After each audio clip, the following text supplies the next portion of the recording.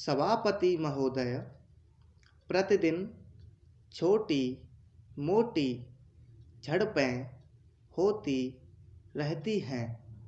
हमारी फौजें बड़े उत्साह से उनके मुकाबले में खड़ी हैं। उनके हौसले बहुत ऊंचे हैं, लेकिन हमारी सरकार का भी यह कर्तव्य है कि उनके हौसले को कभी गिरने न दे।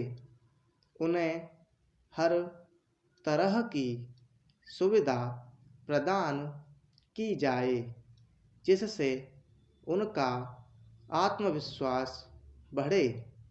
मैं मंत्री महोदय से अनुरोध करूंगा कि सरकार अपनी नीतियों के प्रचार का काम ठीक प्रकार से अपनी फौजों से करे।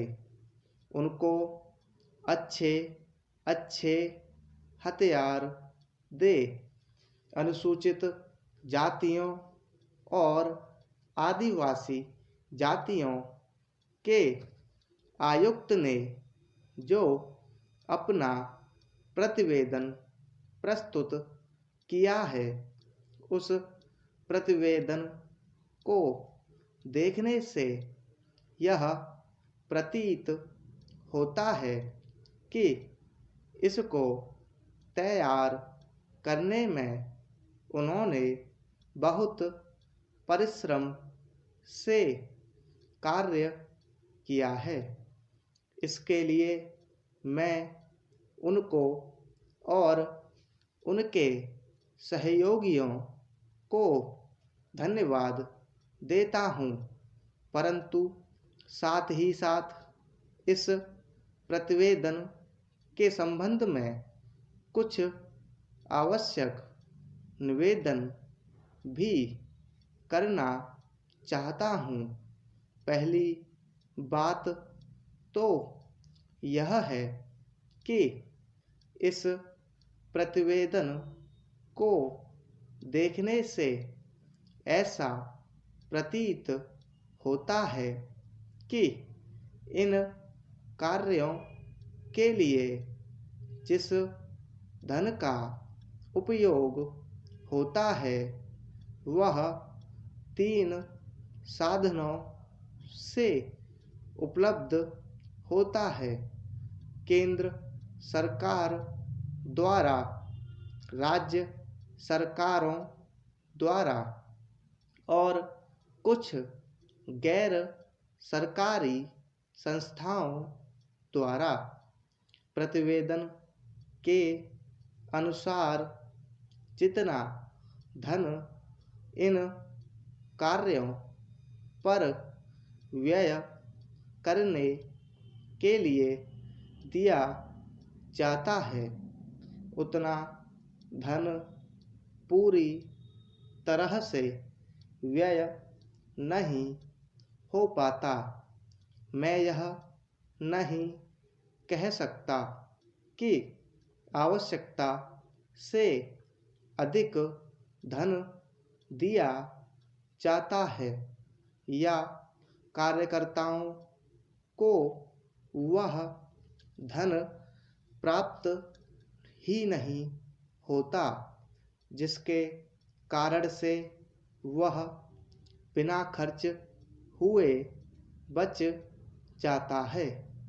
मैं तो यह चाहता हूँ कि जितना धन दिया जाता है, उसका पूरा उपयोग हो और आयुक्त को यह न कहना पड़े कि इस कार्य के लिए जितने धन की आवश्यकता थी, उतना धन नहीं मिल पाया।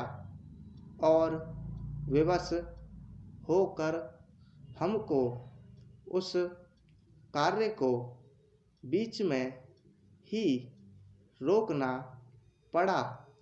जहाँ तक राज्य सरकारों का संबंध है, बहुत सी राज्य सरकारें अभी तक इस कार्य में असावधानी से काम ले रही हैं और इस कार्य को उपेक्षा की दृष्टि से देखती हैं। आयुक्त ने इस बात की शिकायत की है कि बहुत सी राज्य सरकारों ने अनेक पत्र भेजने के बाद भी अभी तक अपनी रिपोर्ट नहीं भेजी है। मैं चाहता हूँ कि सरकार इस तरफ निष्ठापूर्वक ध्यान दे।